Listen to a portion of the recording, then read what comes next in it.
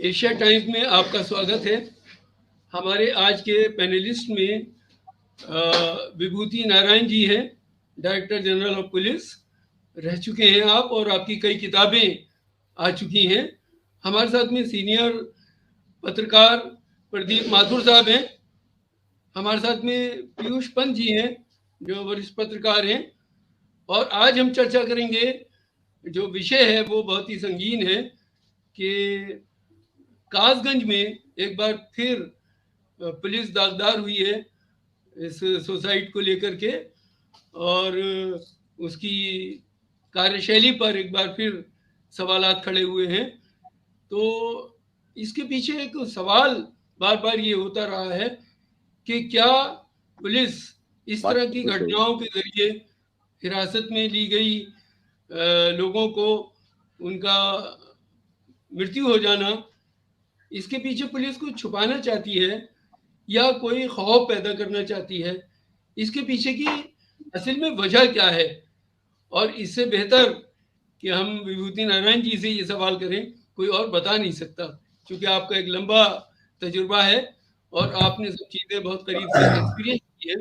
तो मेरा सवाल सीधे विभूति नारायण जी से है कि इसके पीछे की क्रोनोलॉजी क्या है, कारण क्या है, जो तहवील के अंदर या हिरासत के अंदर जो भी सो कॉल्ड क्रिमिनल्स होते हैं या किसी भी शक की बुनियाद पर पकड़े जाते हैं, उनको कत्ल कर दिया जाता है या उनकी मृत्यु हो जाती है।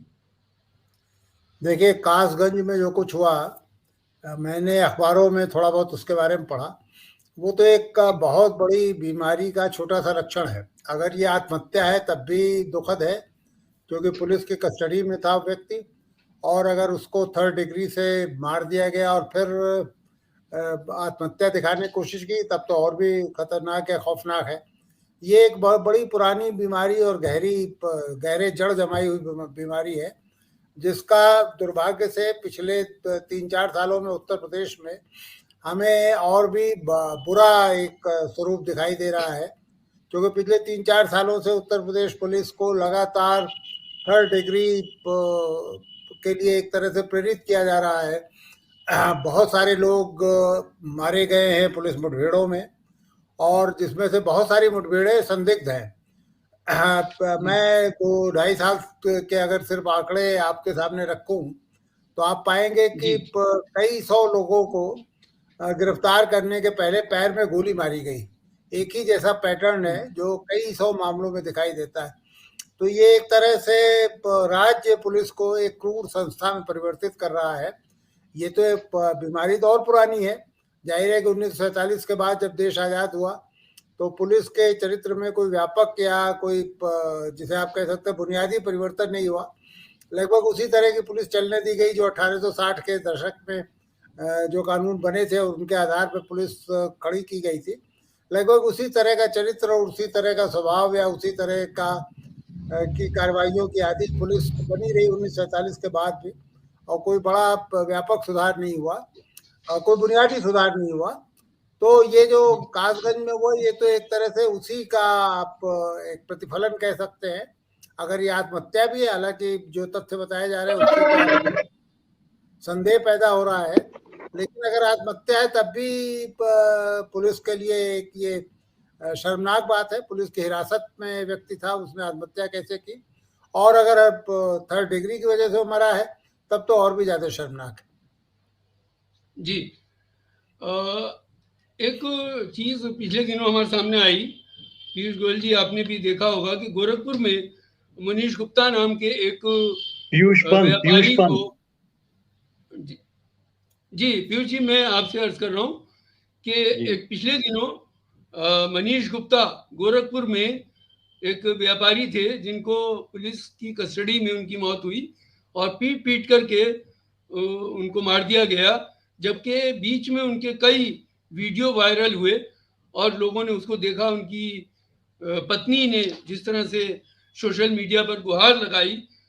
इसके अलावा आगरा में अरुण वाल्मीकि का मुद्दा भी काफ़ी चर्चित रहा और उनको एक चोरी के इल्ज़ाम में, जो चोरी हुई मालखाने से, उसके इल्ज़ाम में एक सफाई कर्मचारी को पकड़ा गया और पीटा गया। इसी तरह संदिग्ध संत कबीर नगर में 55 साल के आदमी को जुलाई के अंदर पीट करके मार दिया गया। पुलिस की कस्टडी में उनकी भी डेथ हुई। एक और आंकड़ा है हमारे पास, अंबेडकर नगर में 37 ईयर्स 37 साल के एक नौजवान को पुलिस की कस्टडी में मौत हुई। एक और आंकड़ा है 2 दिसंबर का, जब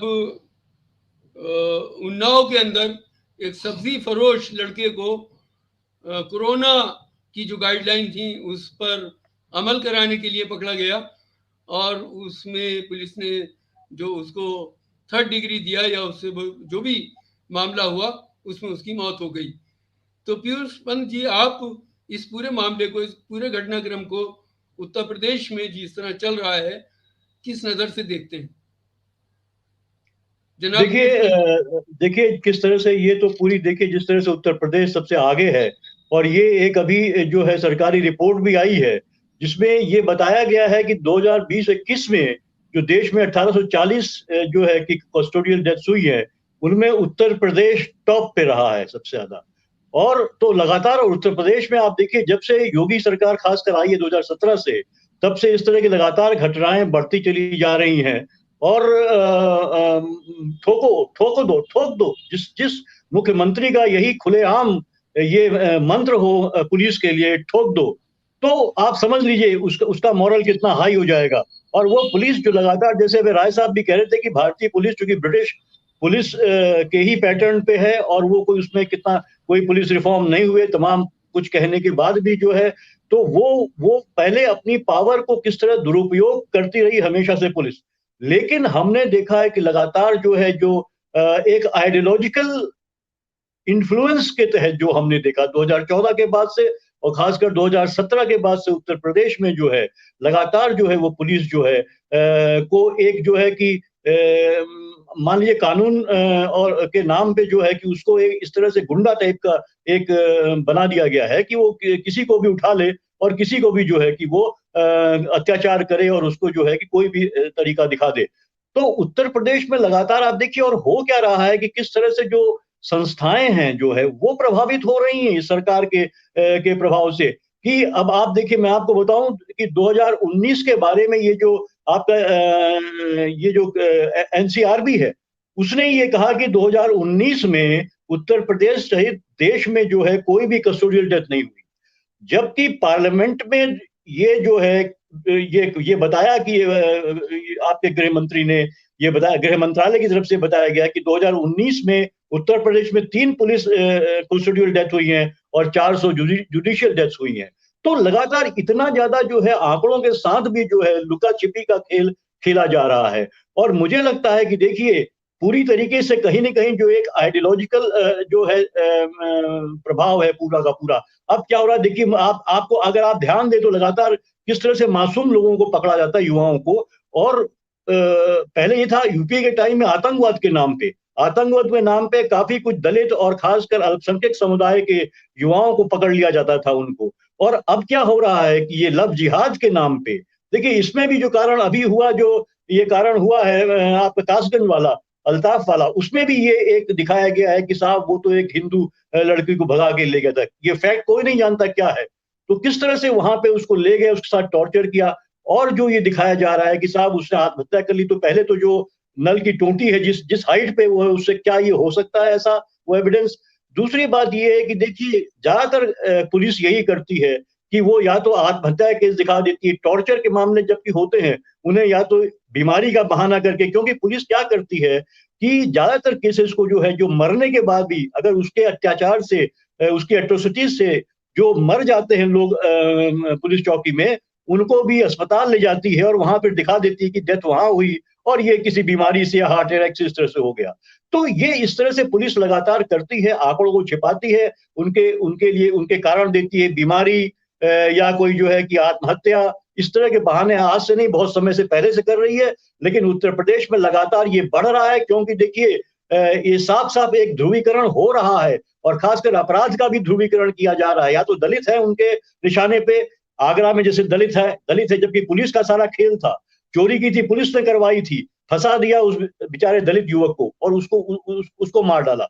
और इसी तरह या तो दलित हैं या तो फिर अल्पसंख्यक समुदाय के युवा है, इन सबको, जो क्योंकि कमजोर वर्ग है, कमजोर वर्ग को जो हमेशा जो है शक्तिशाली जो वर्ग है और खासकर राजनीतिक रूप से शक्तिशाली वर्ग है वो लगातार दबाता है, शोषण करता है। और उसमें जैसे मैंने आपसे कहा था पहले भी कि जो ह्यूमन राइट्स जो कमीशन है उसकी एक बहुत बड़ी अहम भूमिका है, उससे तमाम गाइडलाइंस इशू किए हुए हैं।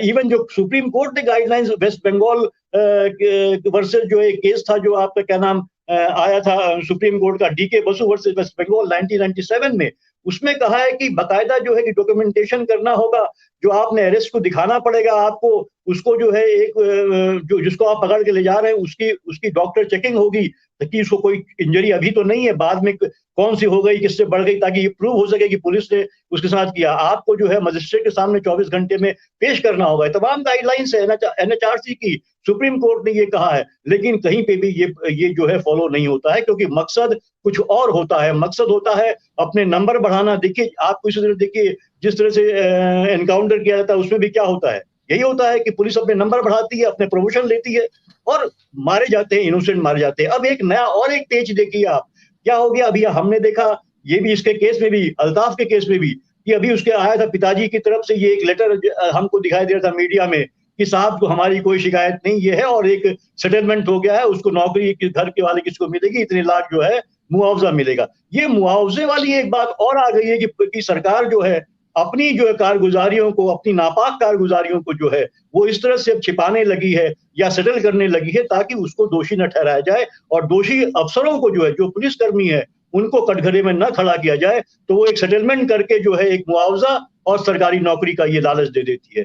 तो इस तरह से हो रहा है। मुझे लगता है ये पूरा का पूरा जो है उत्तर प्रदेश जो है आने वाले दिनों में और इस तरह के जो है केस देखने मिले, क्योंकि पूरा का पूरा पोलराइजेशन करना है इनको। राजनीति को चुनाव आ रहे हैं, इनके पास काम क्या किया ये दिखाने के लिए कुछ खास है नहीं उत्तर प्रदेश सरकार के पास। सिर्फ जो है कि इनको मंदिर जो है अयोध्या के दिए में कितने जलाए आपने, 9.5 लाख 12.5 लाख दिए जलाए, वो दिखाना है। और आपको दिखाना है कि लव जिहाद के नाम पे हम किस तरह से जो है कि लोगों को जो है सही कर दे रहे हैं, एक समुदाय विशेष के लोगों को सही कर दे रहे हैं।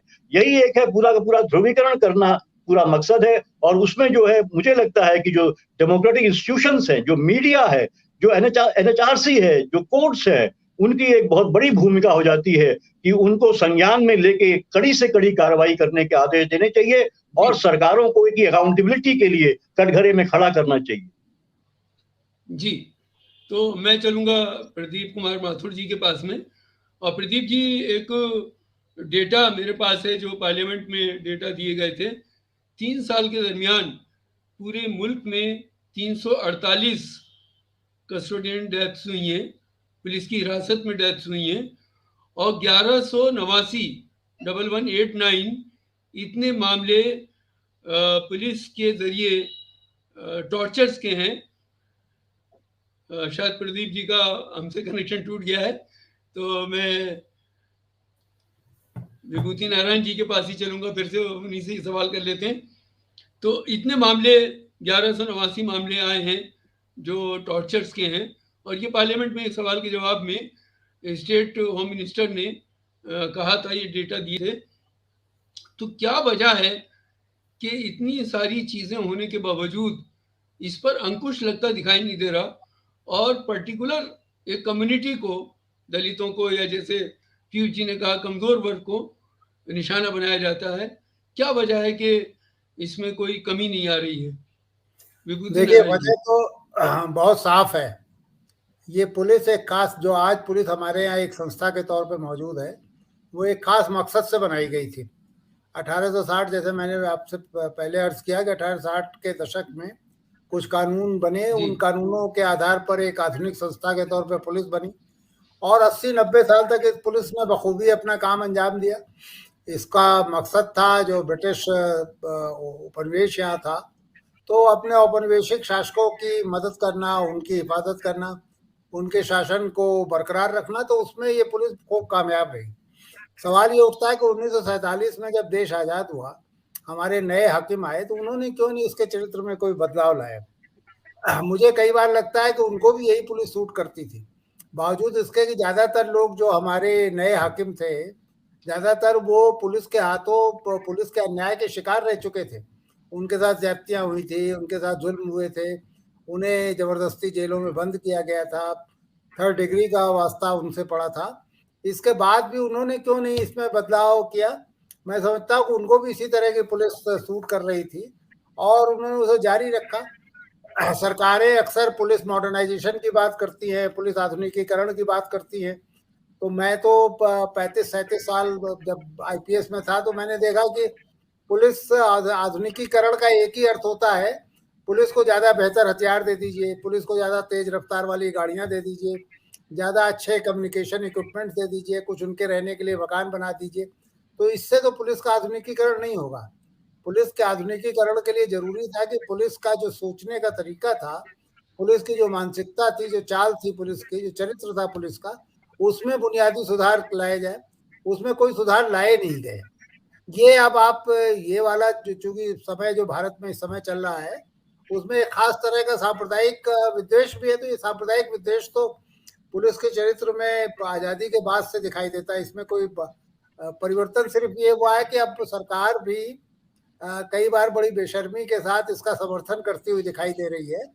नहीं तो पहले भी मैं चूंकि सांप्रदायिक हिंसा पे काम करता रहा हूँ, मुझे तो हमेशा इस तरह का एक भेदभाव और जिसे आप कह सकते हैं कि जुल्म और ज्यादतियां एक खास समुदाय के खिलाफ दिखाई देती थी। और वो ये स्वाभाविक भी लगता था, जो कमजोर है उसी के खिलाफ राज्य ज्यादतियां करेगा और राज्य का सबसे कोर्सिव जो हथियार है वो पुलिस है, कोर्सिव आर्म पुलिस है, तो पुलिस के जरिए करेगा। अभी इधर कुछ बढ़ गया है। उसकी वजह यह है कि एक खास तरह के ध्रुवीकरण के नतीजे के तौर पे ये सरकार आई है, तो जाहिर है कि इसको उससे फायदा हो रहा है। बहरहाल ये जो घटना हुई है कासगंज में, इस तरह की जो भी घटनाएं हो रही हैं, अभी आपने एनएचआरसी के आंकड़े पढ़े, पार्लियामेंट में जो बताई गई फिगर से उनका जिक्र किया। मैं समझता हूँ कि ये सब तो तभी रुकेगा जब पुलिस के चरित्र में कोई बुनियादी और बड़े परिवर्तन किए जाएंगे। उसमें मुझे नहीं लगता किसी की दिलचस्पी है। ये जो आज सरकार है, इससे 4 साल पहले, 4.5 साल पहले एक दूसरी सरकार उत्तर प्रदेश में थी, उसमें भी यही सारे धंधे हो रहे थे। उसके पहले एक तीसरी पार्टी की सरकार थी, उसमें भी कोई बहुत बदलाव आपको नहीं दिखाई देते चरित्र में। तो ये एक दुर्भाग्यपूर्ण बात है कि जो भी हाकिम हमारा हो रहा है, जो भी दल सत्ता में आ रहा है, वो इस सवाल से कभी उलझने की कोशिश नहीं करता है कि पुलिस में क्या बुनियादी सुधार किए जाए। वो कॉस्मेटिक थोड़े बहुत चेंजेस होते हैं, किसी एक खास जाति के लोग थानों में पहले नियुक्त होते थे, अब दूसरी जाति के लोग नियुक्त हो गए, या इसमें तो एक थोड़ी बहुत आपको एक धार्मिक कट्टरता जैसी चीज भी दिखाई दे रही है। तो ये सारी चीजें, ये कॉस्मेटिक परिवर्तनों से काम चलेगा नहीं। मुझे लगता है कि हमें बड़ी बहस होनी चाहिए, इस पर एक बड़े विमर्श की जरूरत है और पुलिस के चरित्र में व्यापक सुधारों की जरूरत है। जी, प्रदीप माथुर जी हमारे साथ जुड़ गए हैं। और प्रदीप माथुर जी, मेरा आपसे सवाल है कि एक आज तक ने जो रिपोर्ट दी है उसने वो टोटी दिखाई जो प्लास्टिक के पाइप से जुड़ी हुई है और ज़मीन से उसकी टोटी का जो डिस्टेंस है वो केवल 2 फीट है। उसमें इतनी ताकत भी नहीं है कि वो 20 किलो वजन को सहार सके। ऐसी सूरत में एक 5.5 फीट के लड़का, वो भी अपनी जैकेट की डोरी से फांसी लगा लेगा और मर जाएगा उससे लटक कर। क्या ये थ्योरी पुलिस की, या इस तरह की पहले भी थ्योरी आती रही है, क्या आपको लगता है कि कुछ इसमें कहीं झोल है? नहीं, ऐसा है डॉक्टर साहब कि मैं ये चाहूंगा कि पहले इस बात को हम लोग एक सैद्धांतिक रूप से समझें।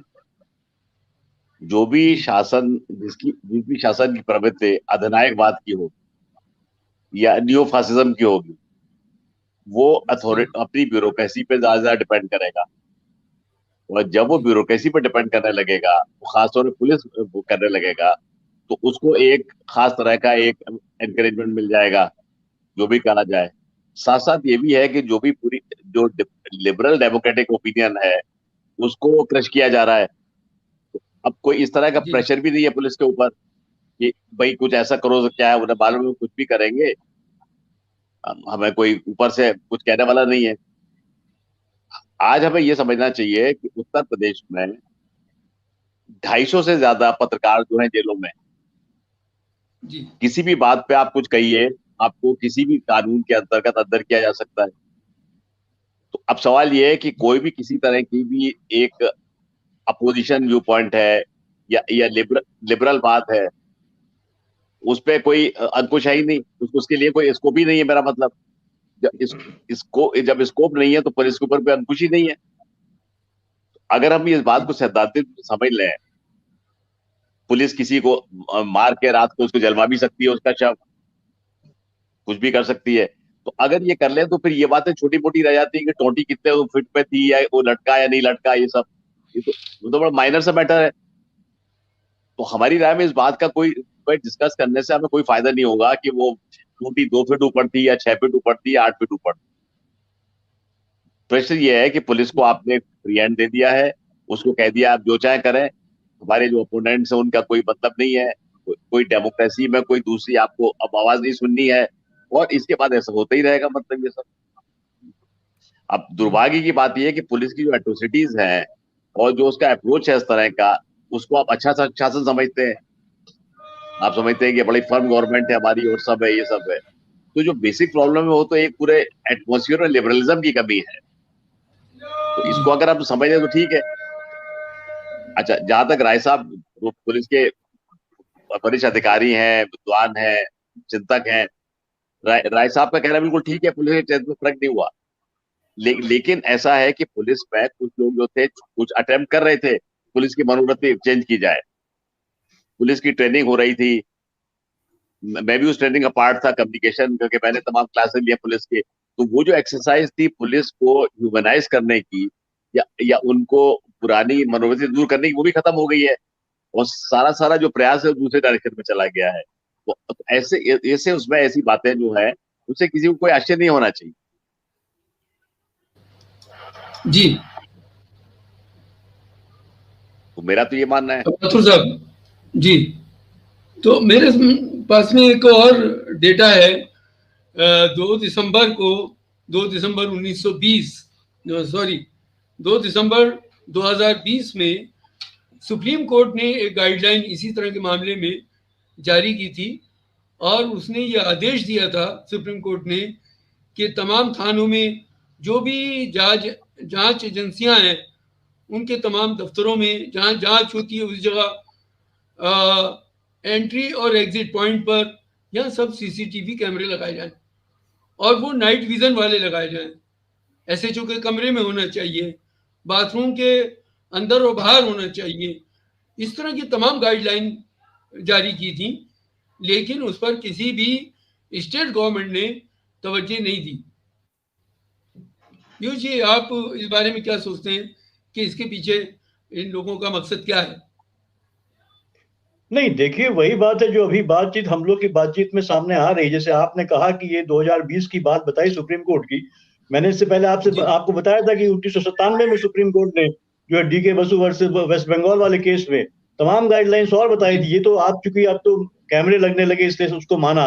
उन्होंने ये कहा था कि जो है कि वहां विटनेस का भी सिग्नेचर होगा, वहां जो है जो अपराधी जिसको आप पकड़ के लाए हैं उसका भी सिग्नेचर होगा, जो आप उसकी जो रजिस्टर करेंगे रिपोर्ट, वहां उसके अरेस्ट को रजिस्टर करेंगे, आप उसको लाते ही उसके अरेस्ट को रजिस्टर करेंगे आप, उसमें उसके भी सिग्नेचर होंगे, एक विटनेस, इंडिपेंडेंट विटनेस के सिग्नेचर होंगे, उसको जो है तुरंत जो है मेडिकल एग्जामिनेशन होगा उसका, और उसके बाद 24 घंटे के अंदर आप उसको जो है जुडिशियल मजिस्ट्रेट के यहाँ पेश करेंगे।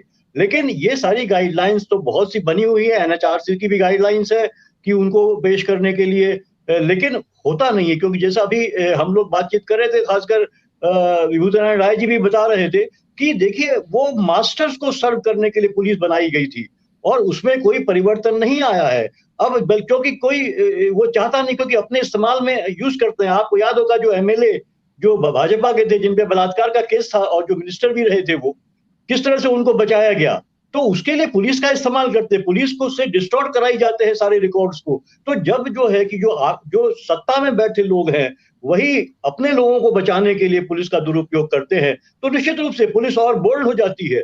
पुलिस और ये यहाँ ये भी मामले, जैसे मैंने आपसे पहले कहा कि यहाँ पे जो है इनको अपना स्कोर करना होता है, कि अपने मालिक को दिखाना होता है, अपने आका को दिखाना होता है कि देखिए हम आपके एजेंडे को कितनी अच्छी तरीके से आगे बढ़ा रहे हैं, ताकि इनकी पीठ थपथपाई जाए और इनको उसका इनाम मिले, और इनाम मिलता भी है उसका।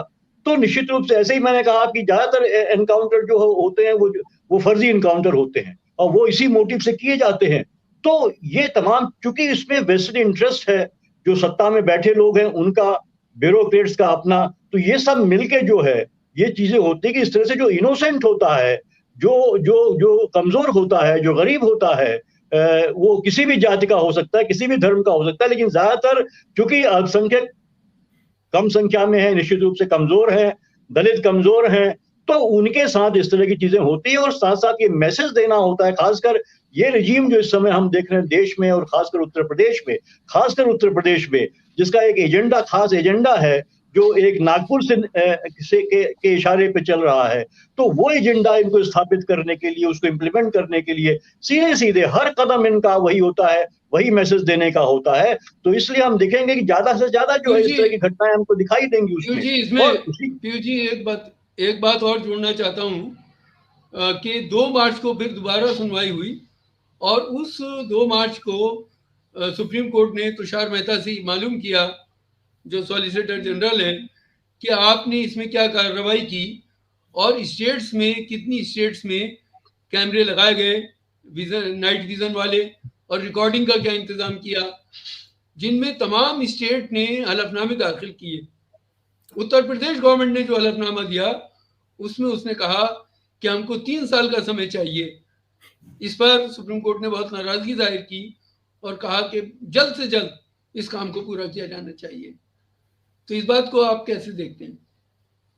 नहीं, देखिए निश्चित रूप से वही मैंने कहा कि आप देखिए ये बात जो आप कह रहे हैं निश्चित रूप से, और उसके बाद अभी किसान वाले मामले में भी जो सुनवाई हो रही है सुप्रीम कोर्ट में, वहां भी जो है सुप्रीम कोर्ट ने जो है कि काफी उत्तर प्रदेश सरकार की खिंचाई करी है, क्योंकि सरकार की ढील ढिलाई रहती है, वो इस सब को फॉलो नहीं करती जितनी भी गाइडलाइंस है।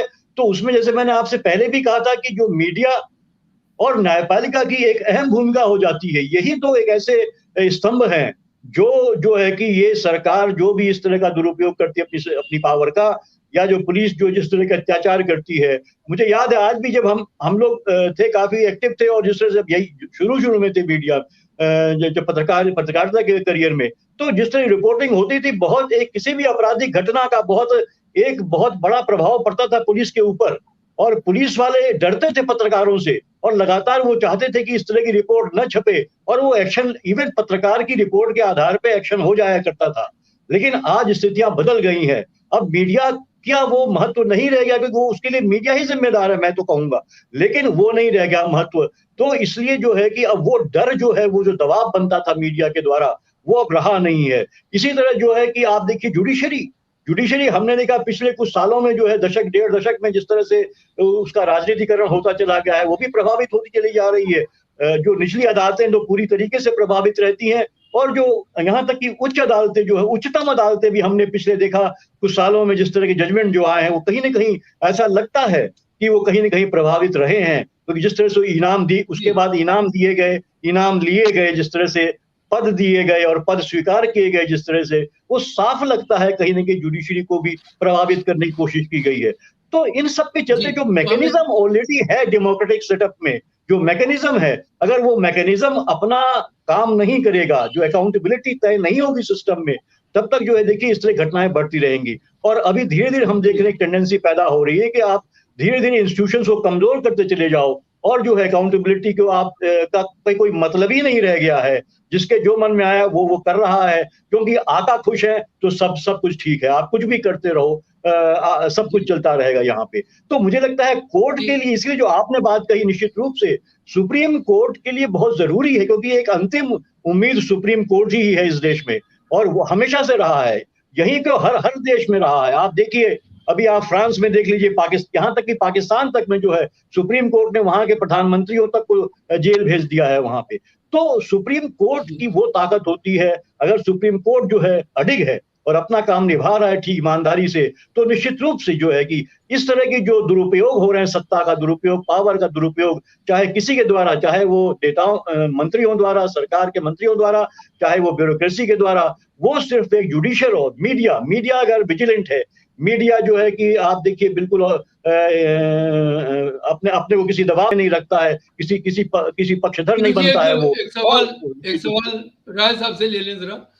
राय साहब, आपसे आपका चूंकि बहुत बड़ा एक्सपीरियंस है और हमारा सौभाग्य है आप हमारे साथ हैं, तो एक सवाल ये है कि क्या पुलिस का चरित्र बदल रहा है?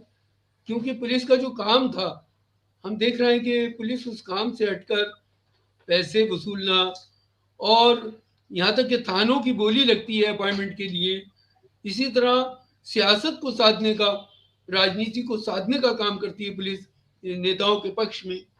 तो क्या पुलिस का चरित्र पिछले कुछ दिनों से बदल रहा है? देखिए, मैं इससे सहमत नहीं हूं कि पिछले कुछ दिनों से ही ये हो रहा है। ये पहले से हो रहा है और आज़ादी के बाद से लगातार गिरावट ही आती जा रही। हर साल आप पाते हैं कि स्थिति खराब होती जा रही। जो प्रेजेंट सरकार है, इससे अलावा किसी को दोषी नहीं ठहरा सकते, खासतौर से उत्तर प्रदेश की सरकार। उसका दोष तो यह है कि इसने पुलिस को ज्यादा क्रूर, ज्यादा हिंसक और कुछ हद तक सांप्रदायिकता की जो भावना थी उसको और ज्यादा इंस्टीट्यूशनलाइज कर दिया है, ज्यादा संस्थाबद्ध कर दिया है। लेकिन ऐसा नहीं है कि सिर्फ इसी का दोष है। इसके पहले की जो सरकार थी वो भी लगभग इसी तरह की हरकतें कर रही थी, उसके पहले जो सरकार थी वो भी इसी तरह हरकतें कर रही थी। वो दुर्भाग्य ऐसा हो गया कि हमारा जो प्रभु वर्ग है, जो हमारे जो हाकिमान है, हाकिम वक्त है, वो सब के सब पुलिस का खास तरह से इस्तेमाल करने में विश्वास रखते हैं और अपने स्वार्थ के लिए वो किसी भी हद तक जा सकते हैं और किसी भी तरह से पुलिस का दुरुपयोग कर सकते हैं। इसके लिए जैसा आप पंत जी अभी बता रहे थे, देखिए सुप्रीम कोर्ट से बहुत सारे निर्देश जारी हुए। डीके बसु वाला तो बड़ा ऐतिहासिक फैसला था, लेकिन कहाँ चला गया? क्यों नहीं उसका पालन हो पा रहा? कोई ना कोई हमें इंस्टीट्यूशनलाइज्ड एफर्ट करने पड़ेंगे कि पुलिस एक संस्था के तौर पे पुलिस में सुधार आए। वो दुर्भाग्य से नहीं कर पा रहे हैं। हर सरकार इसी, मैं तो देखिए पिछले 40 साल की सरकारों का उत्तर प्रदेश में गिना सकता हूँ जिसमें पुलिस में गिरावट बढ़ती गई है। इसके पहले वाली जो सरकार थी वो एक खास जाति के पुलिस अफसरों की सरकार थी। उसका एक खास जाति के पुलिस अफसर सारे थानों में रहते थे और उन थानेदारों के ऊपर एसपी और डीआईजी आईजी का कोई कंट्रोल नहीं होता था। वो सीधे अपने इलाके के उस जाति विशेष के जो विधायक थे, सांसद थे, प्रदेश में मुख्यमंत्री बैठे हुए थे, इन सारे लोगों के लिए वो काम करते थे। तो ये एक शर्मनाक बात है। प्रेजेंट सरकार का दोष सबसे बड़ा ये है कि इसने पहली बार एक तरह से पुलिस को एक हिंसक संस्था बनाने में कंट्रीब्यूट किया है।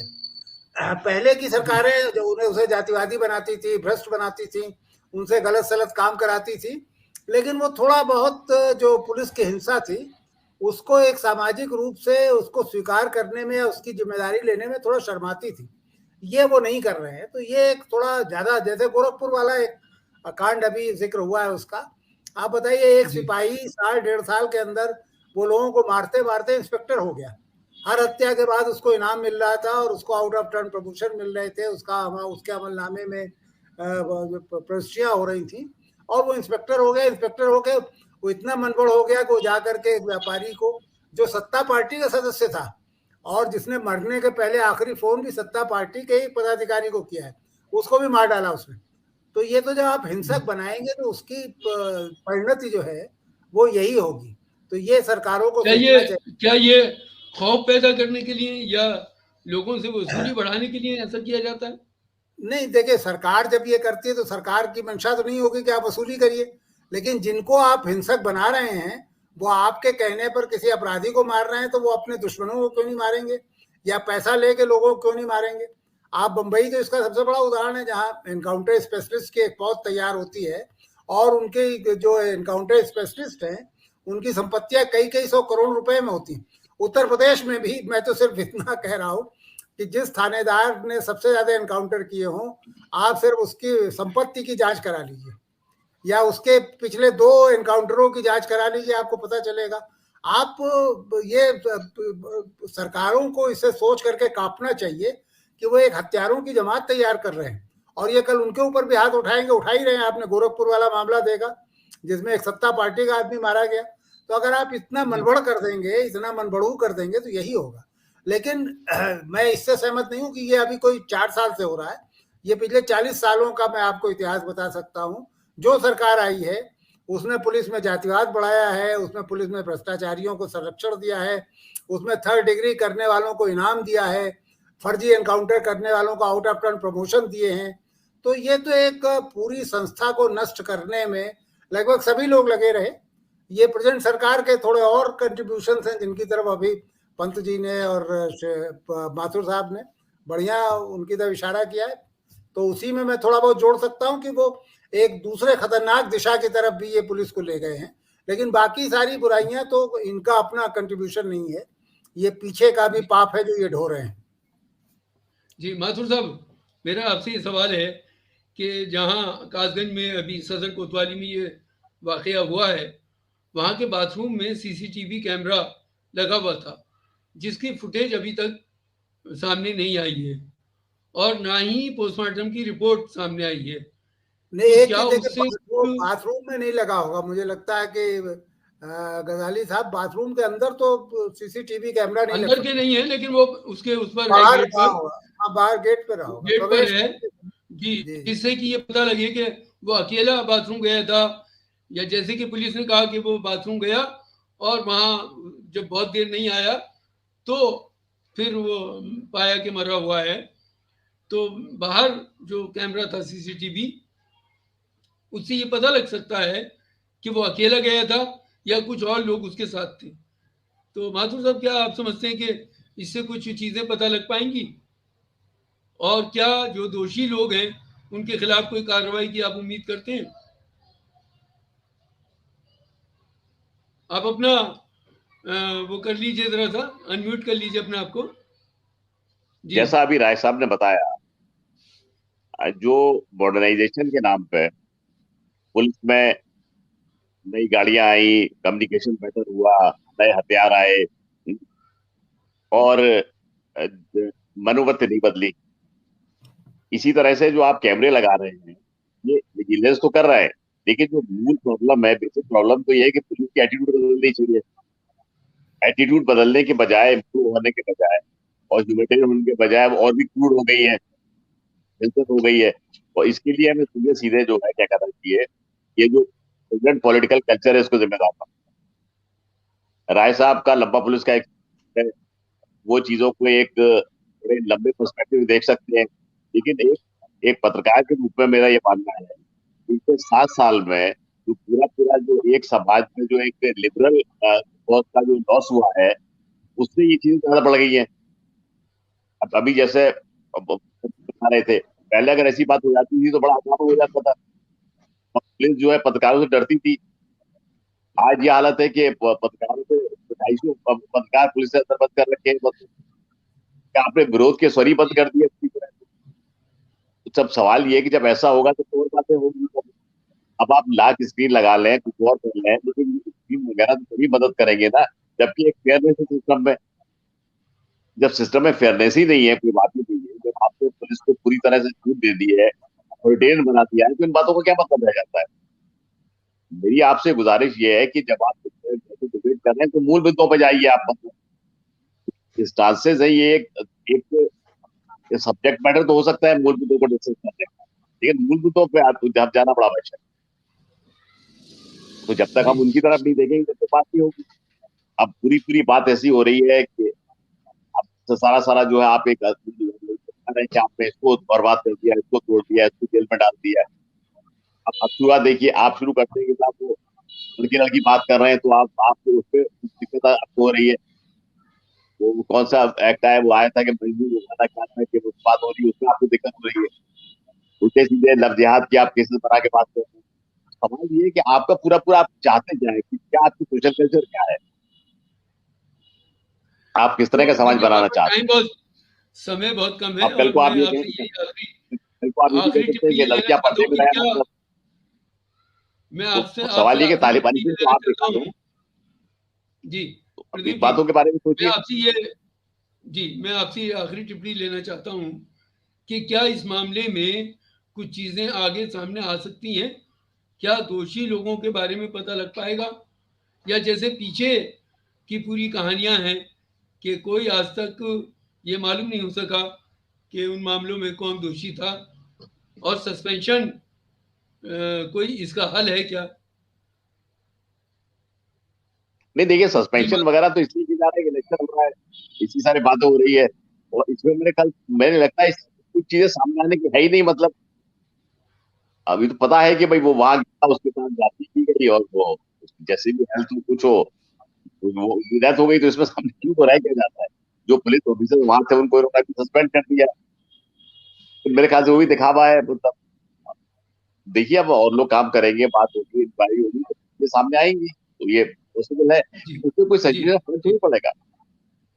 जी पीयूष जी, मैं आपसे भी आखिरी कमेंट चाहता हूँ कि क्या आइंदा आने वाले दिनों में हमें इससे कुछ चीज़ें सामने आ पाएंगी इस केस में, और क्या दोषी लोग इससे सज़ा मिल पाएगी दोषी लोगों को, और क्या उससे पुलिस की जो कार्यशैली है उसमें कोई तब्दीली आने की आप कोई संभावना देख रहे हैं क्या? नहीं देखिए कि अभी तक का जिस तरह से हम अनुभव रहा है और जिस तरह चीजें हम देखते हैं, कोशिश यही होती है कि चीजों को दबा दिया जाए, छुपा दिया जाए, क्योंकि कहीं ना कहीं जो है कि गलत किया गया है। ये चीजें जब सामने आती हैं, आने लगती हैं, और चूंकि जिस इंटेंशन से किया जाता है, गलत ही इंटेंशन से किया जाता है, वो दिखने लगता है, तो उसको दबाने की कोशिश होती है। और यहाँ पे भी दबाने की कोशिश हो रही है। जिस तरह से ये उसके पिताजी का एक लेटर आता है, और जिस तरह से ये कहा जाता है कि एक मुआवजा दिया जा रहा है 5-5 लाख का, और नौकरी दी जाएगी, और ये सब, तो ये साफ कोशिश लग रही है कि चीजों को जो है सेटल करके दबाने की कोशिश की जा रही है। इसी तरह हमने देखा था किसान आंदोलन वाले में, जो जिस तरह से गाड़ी में चढ़ा दी गई थी, तो शुरू में ये हुआ था कि योगी जी और राकेश टिकैत के बीच में एक जो है वो हो गया एग्रीमेंट है। जब तक मीडिया का दबाव पर, अब जब बहुत दबाव बना, पूरी तरीके हर तरह से दबाव बना, तब जाके उसमें से और तमाम चीजें हुई आगे। तो मुझे लगता है, देखिए जैसे ये एविडेंस की जहां आपने बात कही, तो अगर सीसीटीवी, पहली बात तो क्या सीसीटीवी काम कर रहा था? बहुत जगह ये भी होता, हमने लगा तो दिए हैं, लेकिन वो फंक्शनिंग नहीं होता है। तो क्या वो कर रहा था कि नहीं कर रहा था, तो वो फुटेज मिल पाएगा, नहीं मिल पाएगा। दूसरा, उसका इंटेंशन है कि आप दिखा देते हैं कि साहब उसने जो आत्महत्या करी, तो ये तमाम चीजें। दूसरी और सबसे अंतिम ये है कि मान लीजिए अगर गिल्टी लगते भी हैं, तो प्रोसिक्यूशन के लिए आपको जो है कि स्पेशल परमिशन लेनी पड़ती है, तभी आप किसी भी अधिकारी को प्रोसिक्यूट कर सकते हैं। सस्पेंशन से कोई फायदा नहीं होता कुछ दिन के लिए, यार तुम आराम करो, हम निपटा देंगे, इसको दबा देंगे केस को। सस्पेंशन वो होता है बाद में, वो ठीक ठाक कर लिया जाता है। तो ये प्रोसिक्यूशन के लिए आपको चाहिए एक स्पेशल, आपको परमिशन लेनी पड़ती है। उसके बाद आपके विटनेस कभी कभी हॉस्टाइल हो जाते हैं, बहुत सी दिक्कतें होती हैं। और उसके बाद लैक ऑफ एविडेंस। जैसे सीसी फुटेज अगर है तो वो बहुत कुछ हेल्प कर सकता है, अगर फंक्शनिंग था, अगर कैमरा फंक्शनिंग था, तो वो हो सकता है। अदरवाइज लीपापोती हो जाती है, और इस तरह के जो है मामले दबा दिए जाते हैं, और उसमें फॉल्स डेटा भी, अब तो डेटा भी फॉल्स आपको प्रेजेंट किया जाता है। यहाँ तक कि पार्लियामेंट में भी झूठ बोला जाता है, डेटा एक झूठा डेटा देने जाने की प्रवृत्ति पैदा होती चली जा रही है।